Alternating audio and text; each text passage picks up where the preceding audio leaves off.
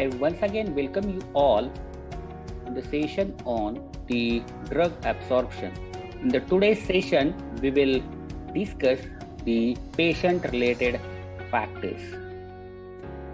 So this is a disclaimer for the viewers.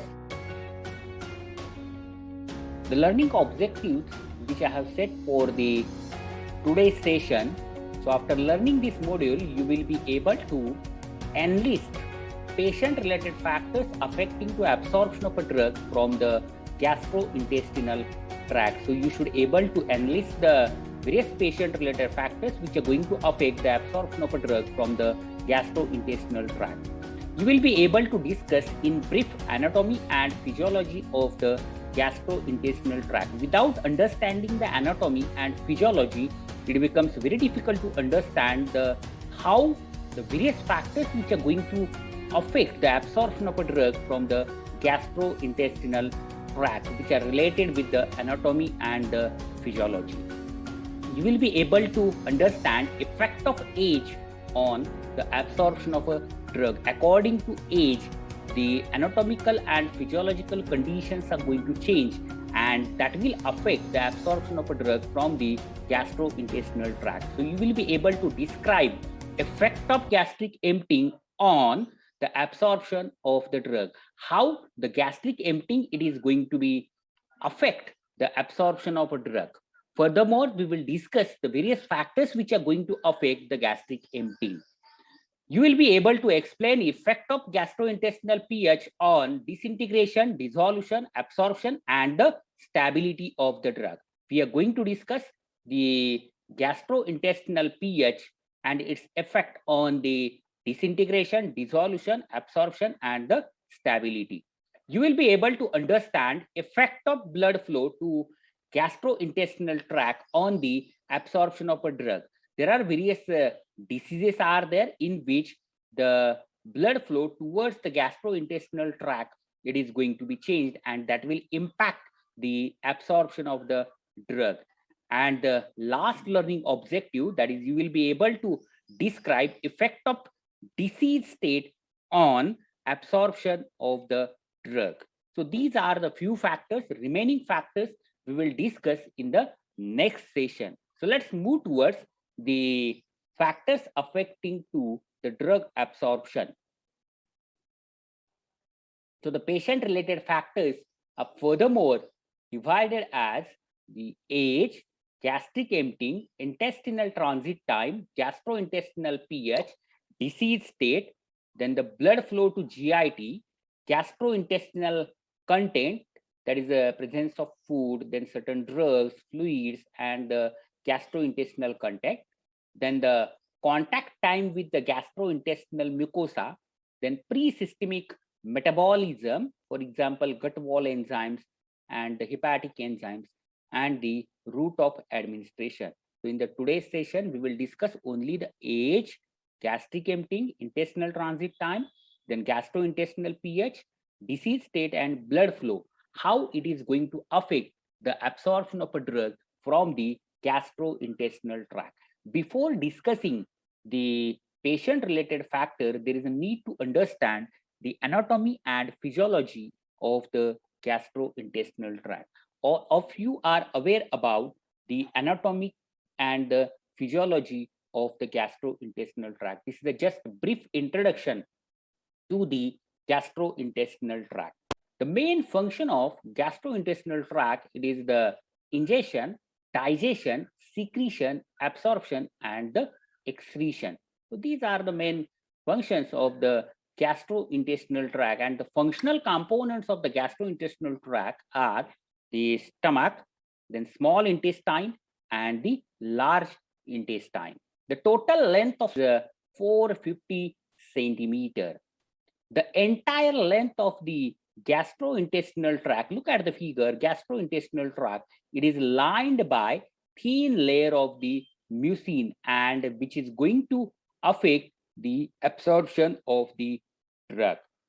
So here it's a mouth, then this is the stomach, that is a bag-like structure, then this is here, it's a small intestine, then this is the large intestine, and here it's a rectum.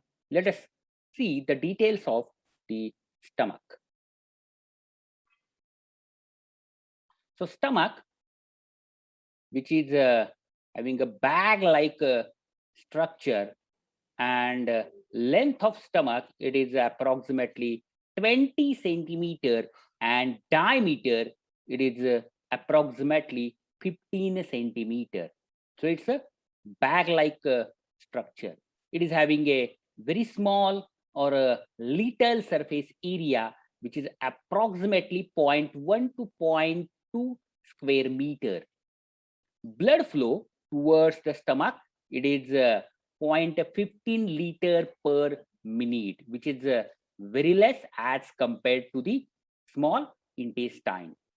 The pH range of the stomach, or the fluid which is present in the stomach, it is 1 to 3. It is almost acidic in nature, and there are more number of secretory cells are present in the stomach than the absorptive cell. So the absorptive cells are low in number in the stomach.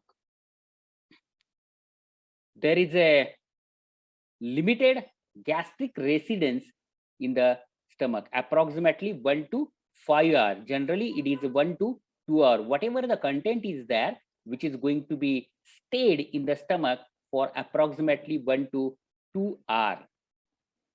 As I have said that the pH of stomach, it is acidic in nature. So it is going to favor the absorption of the acidic drugs, because all these acidic drugs are present in the unionized form at a acidic pH, isn't it? And in the case of a basic drug, the stomach pH favors the dissolution by the salt formation. Generally, the lipophilic, acidic, and neutral drugs are well absorbed by the passive diffusion and connective transport from the stomach. So this is about the stomach. Let us move towards the small intestine. As you know that the small intestine, it is having a length approximately 300 to 500 centimeter, having a length 280 centimeter, diameter approximately it's 4 centimeter, isn't it? And which gives the surface area approximately 3,300 square centimeter. Furthermore, the small intestine comprises the folds of cracklings, and which increases the surface area threefold, and the total surface area becomes 10,000 square centimeter. On these folds of cracklings, the villi are present, and furthermore, it increases the surface area by 30-fold. Again, there is a rise in the surface area, and on the villi, the microvilli are present, isn't it? So in this way, the total surface area available for the absorption, it is very huge in the case of small intestine, and it is approximately 200 square meter. That is a large surface area, that is a 200 square meter. Small intestine receives the blood approximately 1 liter per minute, as compared to the stomach. The blood which is received by the small intestine, it is more. It is having a favorable pH range, that is 5 to 7.5, and most of the drugs are present in the unionized form, and they are going to be absorbed well from the small intestine. The peristaltic movements in the small intestine, it is slow, and which is furthermore responsible for the absorption of the nutrients. It is having the prolonged residence time, approximately 3 to 6 hours. Minimum it is a 3 hour, maximum it's a 8 hour. The content, it is going to be stayed into the small intestine. As it is having the more number of absorptive cells, so there is a high permeability of a drug in the small intestine. Almost all types of drugs are being absorbed in the small intestine by the passive diffusion, active transport, polar transport, ion pair transport, and the connective transport. So in all, by considering all these things, the most of the drugs are going to be well absorbed from the small intestine than the stomach. So this is about the small intestine. Let us see the large intestine. So large intestine, so here it's a large intestine. So it is having a small surface area, approximately 0.15 square meter. The length of it is 110 centimeter. Blood flow towards the large intestine, it is very low, that is a 0.02 liter per minute.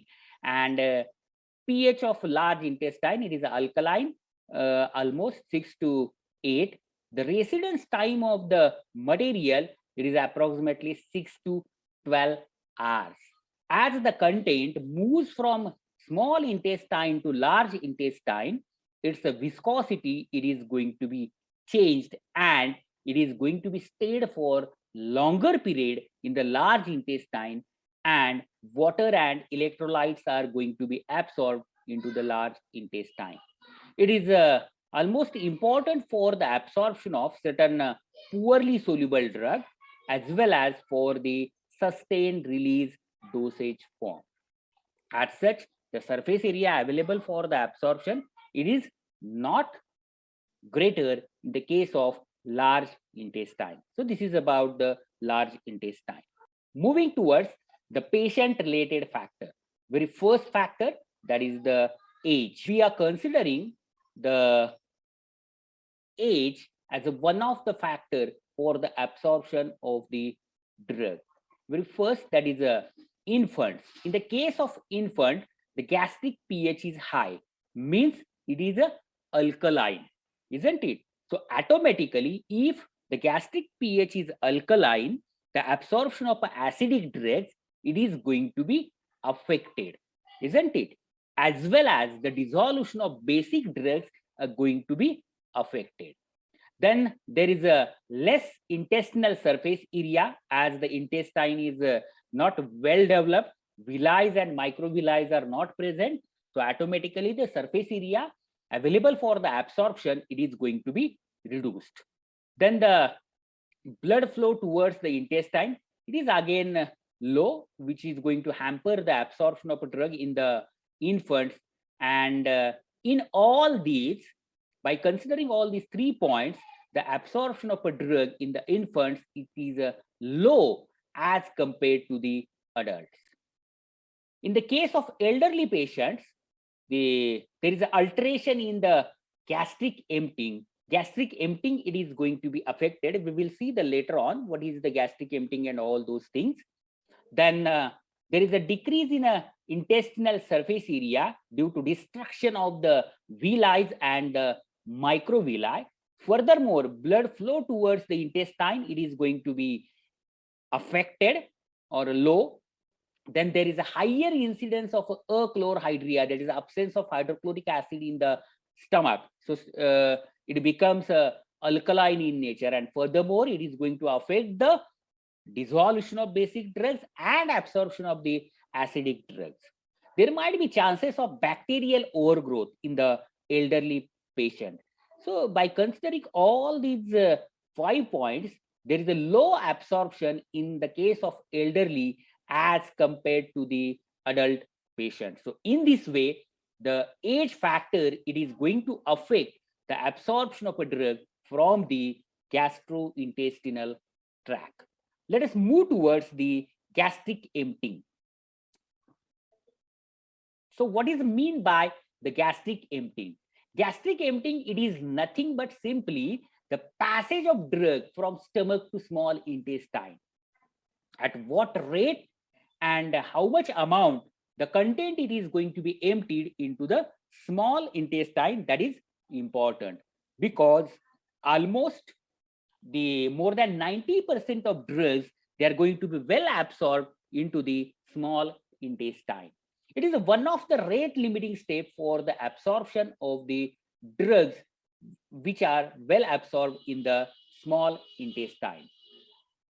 As a rapid gastric emptying, that is generally the rapid gastric emptying increases the bioavailability, as because of there is a large surface area, then blood flow towards the small intestine, it is more, isn't it? And that ultimately leads to increase in the absorption of a drug from the small intestine. So the rapid gastric emptying increases the bioavailability of the drug. There are two things are there which are very important related with the absorption of a drug. That is a rapid gastric emptying. It is advisable in the following cases. Very first case, that is when the rapid onset of action is required. Suppose we have given the sedatives. In the case of sedatives, the rapid onset of action is required, isn't it? Then the dissolution of a drug which is occurs in the intestine. For example, entry-coated tablets.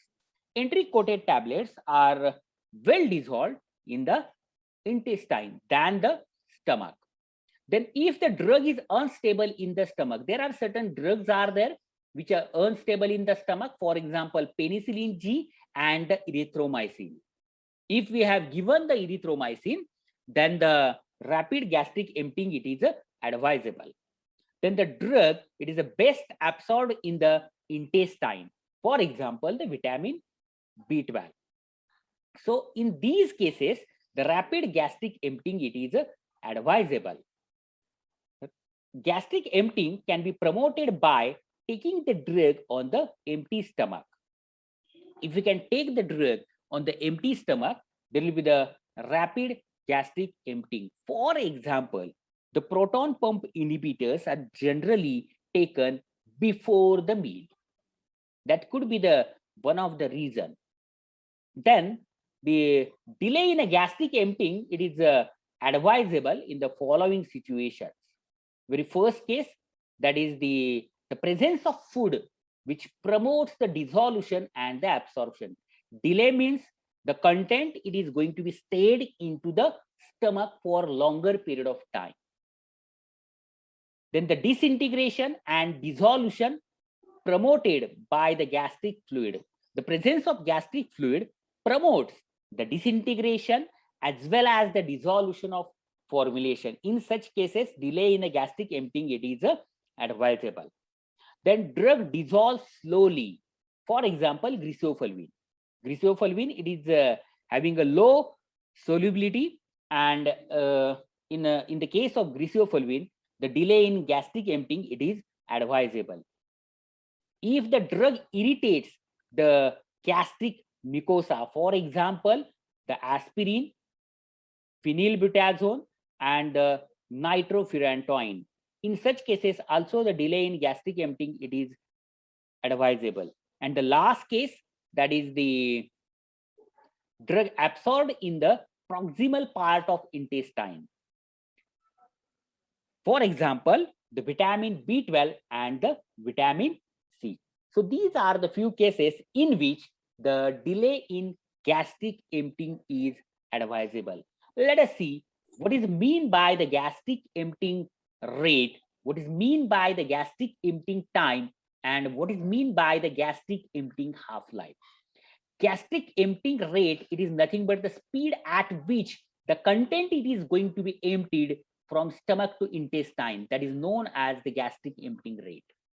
Gastric emptying time, it is nothing but the time required to empty the content from stomach into the small intestine. And gastric emptying half-life, it is nothing but the time required to empty the half a content of stomach into the intestine. That is known as the gastric emptying half-life. Whatever the gastric emptying process is there, it is going to follow the first order kinetics. It means it is dependent on the amount of fluid or the solids present in the stomach. If we want to determine the gastric emptying, generally the barium sulfate is used. So barium sulfate, it is mixed with the formulation so as to we will get the idea about the gastric emptying. There are so many factors are there which are going to affect the gastric emptying. And as already we have seen that in certain cases in which the delay in gastric emptying is required, or we have to suppose to promote the gastric emptying. So there is a need to consider all these factors related with the gastric emptying. Very first factor which is going to affect the gastric emptying, that is the volume of meal, then the composition of meal, then physical state and viscosity of meal, it is going to affect the gastric emptying, then the temperature of meal, then the gastrointestinal pH, then the electrolytes and the osmotic pressure, then the body posture, emotional state, exercise, disease state, and the drug. So these are the few factors which are going to affect the gastric emptying. Very first one, that is the volume of meal. If there is a larger starting volume, the greater the initial rate of emptying of material in the stomach. As already we have seen that it is generally the gastric emptying, it is going to follow the first order kinetics. Moving towards the type of meal, there is a reduction in the rate of emptying to an extent is directly dependent on the amount and concentration of carbohydrates, proteins, and lipid types of the food. Generally, the carbohydrates are going to be emptied at a faster rate than the proteins and than the lipids. Fats and fatty acids inhibit both gastric secretion. So fats and fatty acids, they are going to inhibit the gastric secretion and the gastric motility. Furthermore, the fats promotes the secretion of bile and which inhibits the gastric emptying. Moving towards the viscosity of the meal. If the meal it is less viscous, it is going to be emptied at a faster rate than the viscous material. Moving towards the body posture, rate of gastric emptying, it is reduced in the patient who lies on the left side because of the natural curvature of the gastric pouch forms an uphill path leading to the duodenum. If we can lie on the right side, the gastric emptying rate it is more. If we are standing, the gastric emptying it is going to be promoted. Moving towards the osmotic pressure, so reduction in the rate of emptying to an extent is dependent on the concentration of salts as well as the non-electrolytes. Furthermore, the physical state of gastric content, these are going to affect the gastric emptying. If the content it is a solution or suspensions, they are going to be emptied rapidly than the solids. Moving towards the remaining factors, very first one, that is a emotional state.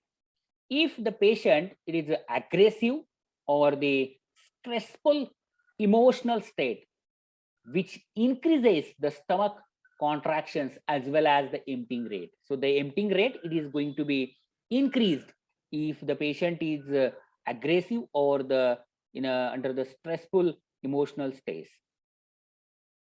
Then the depression, it reduces the stomach contraction and the emptying. In this way, the emotional state it is going to affect the gastric emptying.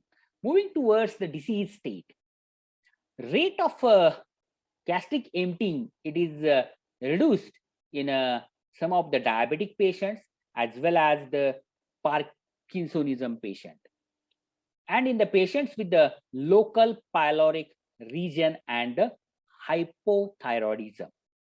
If the patient is suffering from diabetes, local pyloric lesions and the hypothyroidism, the rate of emptying it is going to be reduced, and the gastric emptying rate it is increased in the hyperthyroidism. Moving towards the last factor, that is the drug. Very first case, that is a drug which is responsible to decrease the gastric emptying, like the anticholinergics, narcotic analgesics, and tricyclic antidepressants. These drugs decreases the gastric emptying. There are certain drugs are there which are going to stimulate the gastric emptying, like metoclopramide, domperidone, and cisapride. So here which we have finished the gastric emptying. Let us move towards the next factor, that is the intestinal transit. So let us see the intestinal transit. Before dealing with the intestinal transit, furthermore, the intestine, it is going to be divided into the duodenum, jejunum, ileum, cecum, and colon. Duodenum, it is connected to the stomach, and the content, it is going to be stayed for only the 5 minutes. In the jejunum, for approximately 2 hours. In the ileum, 3 to 6 hours. Cecum, 0.5 to 1 hour, and in the colon, for 6 to 12 hours. So in all, the total intestinal transit, it is approximately the 5 to 8 hours. 5 to 8 hours, the content, it is going to be stayed into the small intestine. The residence time of the intestine, it is depend on the intestinal motility and the contractions. Generally, there are not vigorous contractions in the intestine. Whatever the mixing movements of intestine, which increases the drug dissolution as well as the membrane contact, and thereby furthermore increases the drug absorption from the intestine. Let us see the various factors which are going to affect the intestinal transit. As like the gastric emptying, there are few factors I have listed over here, like food, pregnancy, and diarrhea. Food decreases the digestive secretions, which is furthermore going to affect the intestinal transit. Then pregnancy retards the intestinal transit. Then the diarrhea promotes the intestinal transit. And thereby, these parameters are going to affect the absorption of a drug from the small intestine. Moving towards how the drugs are going to affect the absorption of a drug from the small intestine, the metoclopramide, it promotes the intestinal transit, and furthermore, it is going to enhance the absorption of water-soluble drugs. Like a metoclopramide, laxatives also promotes the intestinal transit. Anticholinergics retards the intestinal transit, and thereby it promotes the intestinal absorption of the poorly soluble drugs. So metoclopramide promotes the absorption of water soluble drug by promoting the intestinal transit, and anticholinergics retards the intestinal transit and thereby promoting the intestinal absorption of the poorly soluble drug.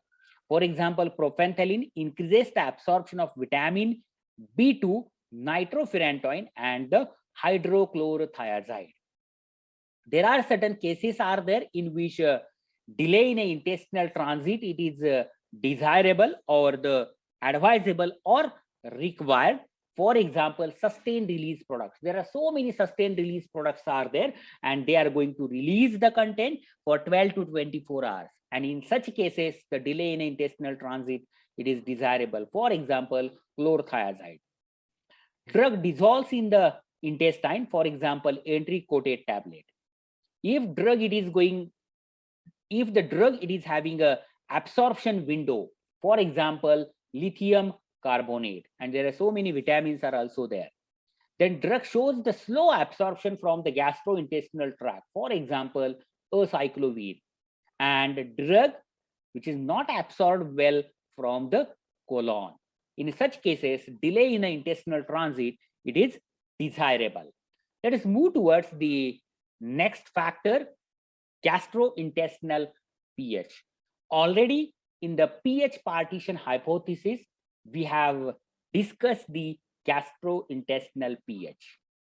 See the figure. So the mouth, it is having the pH 6.8 to 7, which is not, we are not going to discuss the mouth. Then the stomach, the transit time, it's 3 to 4 hours, and the pH of the stomach, it is 1.2 to 2. Then the small intestine, the transit time approximately 2 to 6 hours, and the pH 6 to 7.4. And the large intestine, the transit time, it is 6 to 70 hours, and the pH, it is 6 to 6.7. So there is a huge variation in the pH, starting from stomach to the large intestine, that is acidic to the basic, and it is going to affect the dissolution of acidic drugs as well as the basic drugs, and the absorption of acidic drugs as well as the basic drugs. We'll see how the gastrointestinal pH, it is going to affect the disintegration, dissolution, absorption, and the stability of the drug. Already we have seen the effect of gastrointestinal pH and the pK of the drug in the physicochemical properties of the drug. Let us see the disintegration. As all of you are aware about, the entry-coated formulation, it's a disintegration. It is dependent on the pH, right? So they are going to be disintegrated well in the intestine, that is alkaline pH. Then the dissolution, as you know, the drugs are either weak acids or the weak bases, and the solubility of these acids or bases, it is going to be affected by the gastrointestinal pH, as there is a huge variation starting from acidic to the alkaline. Salt formation in the gastrointestinal tract due to the variation in the pH, which enhances the dissolution as well as the absorption of a drug. As you know that the acidic drugs which are going to dissolve well in the intestine, and basic drugs are going to dissolve well in the stomach by the salt formation. Acidic and basic drugs are absorbed well in the small intestine due to the effective surface area. It is more in the small intestine for the absorption compared to the stomach. Let us move towards the absorption. Already we have seen the effect of pK and pH, that is the drug should be present in the unionized form, then and then only it is going to be absorbed. So in the stomach, the acidic drugs are present in the unionized form and they are going to be absorbed well. While in the case of small intestine, the pH is 6 to 7.4 and basic drugs are present in the unionized form and they're going to be absorbed well from the small intestine. Moving towards the last point, that is the stability of the drug. There are certain drugs are there which are not stable in the stomach, that is the acidic environment. For example, penicillin G and erythromycin. So the absorption of penicillin G and erythromycin, it is going to be reduced. We have the one approach to minimize the effect of pH on these drugs, that is the prodrug approach. So prodrug approach overcome the problem of degradation in the stomach, that is by converting the penicillin G into the cardancillin and the conversion of erythromycin to its prodrug, that is erythromycin istolate. So this is about the gastrointestinal pH. In short, the acidic drugs are going to be absorbed well in the stomach. Basic drugs are going to be dissolved well into the stomach. Moving towards the next factor, that is a gastrointestinal blood flow. Almost 28% of cardiac output reaches to the gastrointestinal tract.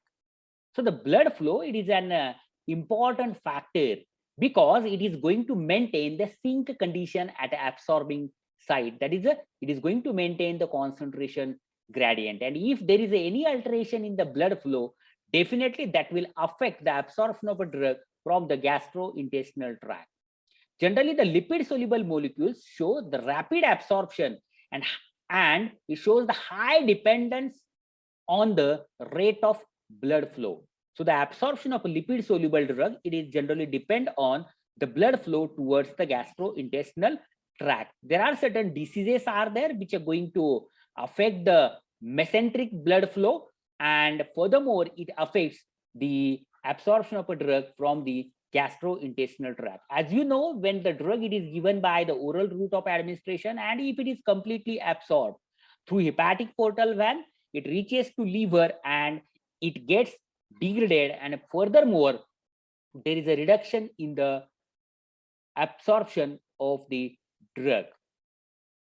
Then the last point, that is food, which is going to furthermore alters the blood flow to the GIT, and it is going to affect the absorption of the drug from the gastrointestinal tract. So this is about the gastrointestinal blood flow. Moving towards the disease state. So these are the various diseases which are going to affect the absorption of a drug from the gastrointestinal tract. That is a Parkinsonism disease. Then the gastrointestinal diseases like achlorhydria, celiac disease, Crohn's disease, gastrointestinal infection, colonic disease, and gastrointestinal surgery. Along with the HIV, AIDS, then the cardiovascular disease, hepatic diseases, and the effect of drugs on the gastrointestinal tract. Some adverse effect of drugs are there, and which are going to affect the absorption of a drug from the gastrointestinal tract. Let us see the Parkinsonism disease. The patients who have the Parkinsonism disease, they have the difficulty of swallowing. They're not able to swallow the formulation. That is one aspect. And the gastrointestinal motility in such patients are going to be diminished, and furthermore, which reduces the absorption of the drug. Then the second disease related with the gastrointestinal tract, that is known as the achlorhydria. Achlorhydria, it is simply nothing but the absence of gastric acid in the stomach. That is the decreased gastric acid secretion, and furthermore which increases the pH of stomach. Definitely, if the pH of stomach it is going to be changed from acidic to alkaline, the ionization of drug it is going to be changed, and absorption of acidic drugs it is going to be affected. As a drug, the proton pump inhibitor omeprazole, which also makes the stomach achlorhydric. Then there are certain weak acids are there. They are not going to be dissolved well if the patient is having the achlorhydria. Then there are a few examples of the drug. The absorption it is going to be reduced in the case of achlorhydria, that is a dapsone, itraconazole, and ketoconazole by alteration in the dissolution of the drug. Absorption of acidic drugs like aspirin, it is going to be reduced in the case of achlorhydria. So this is about the achlorhydria. Let us move towards the malabsorption syndromes like celiac disease and Crohn's disease. Very first one, that is a celiac disease. The absorption of a drug as well as the nutrients are going to be affected. In the case of celiac disease, there is a destruction of the villi and the microvilli from the small intestine. There is a increase in the gastric emptying rate as well as the gastrointestinal permeability. There is an alteration in the intestinal drug metabolism and impaired secretion of bile. If there is a impairment or alteration of all these factors, ultimately the absorption of a drug it is going to be reduced. Furthermore, the celiac disease reduces the intrahepatic cycling of the drug, and it is going to affect the absorption of certain lipophilic drugs as well as the certain vitamins. If the patient is suffering from the celiac disease, there is a significantly reduction in the absorption of the drug. So this is about the celiac disease. Then the Crohn's disease. In the case of Crohn's disease, there is an alteration in a gut wall microflora. So automatically the metabolism of the drug it is going to be altered. Then the decrease in the gut surface area, the surface area available for the absorption, it is going to be reduced. Then there is a decrease in the intestinal transit, and furthermore, which reduces the absorption of the drug. Moving towards the gastrointestinal infections, there are certain gastrointestinal infections are there which results in the malabsorption, such as the shigellosis, then gastroenteritis, cholera, and food poisoning. These infections reduces the absorption of the drug from the gastrointestinal tract. Then the colonic diseases like colitis, then amoebiasis, and the constipation. Furthermore, going to alter the absorption of a drug from the gastrointestinal tract. Then the last point from the gastrointestinal diseases, that is the gastrointestinal surgery. So the gastrectomy can result in the drug dumping in the intestine. Directly the drug, it is going to be dumped into the intestine. Then furthermore, that may lead to the osmotic diarrhea, as well as there is a reduction in the intestinal transit, and thereby it reduces the absorption of the drug. Intestinal surgery also having a effect on the absorption of the drug. So this is about the gastrointestinal diseases like achlorhydria, celiac disease, Crohn's disease, gastrointestinal infection, colonic diseases, and the gastrointestinal surgery, which are going to reduce the absorption of a certain drugs. Moving towards the HIV/AIDS, the patient who is having the HIV/AIDS, they are very prone to the gastrointestinal disturbances like the diarrhea, then achlorhydria, as well as there is an increase in the gastric transit time. If the patient is suffering from the diarrhea, definitely the absorption is going to be reduced. Then if patient is suffering from the achlorhydria, definitely the dissolution of basic drugs, it is going to be decreased, and the absorption of acidic drug, it is going to be reduced. So the drugs which are administered orally have altered absorption due to the rapid gastric transit time in the case of diarrhea, and furthermore alter the absorption of orally administered drug in the case of HIV/AIDS patient. Moving towards the cardiovascular diseases. Cardiovascular diseases like congestive heart failure, the cardiac output, it is going to be reduced. The patient is suffering from the edema, that is a persistent edema, and have lower splenic blood flow, and edema is also developed in the bowel wall, and furthermore, which retains the drug. So the intestinal motility, it is also slow. There is a low blood flow to the intestine, so the intestinal blood flow, it is going to be reduced, and which results in the low absorption of a drug. For example, the absorption of furosemide, it is going to be affected the patients who is having the congestive cardiac failure or the congestive heart failure. So this is about the cardiac diseases. Moving towards the hepatic diseases, for example, hepatic cirrhosis, the metabolism of the drug, it is going to be altered, and that will increase further the bioavailability of the drug. For example, propranolol hydrochloride, it shows the high first pass metabolism. Moving towards the effect of drug on the gastrointestinal tract, the drugs like anti-neoplastic produces the malabsorption syndrome, and furthermore reduces the absorption of the other drugs.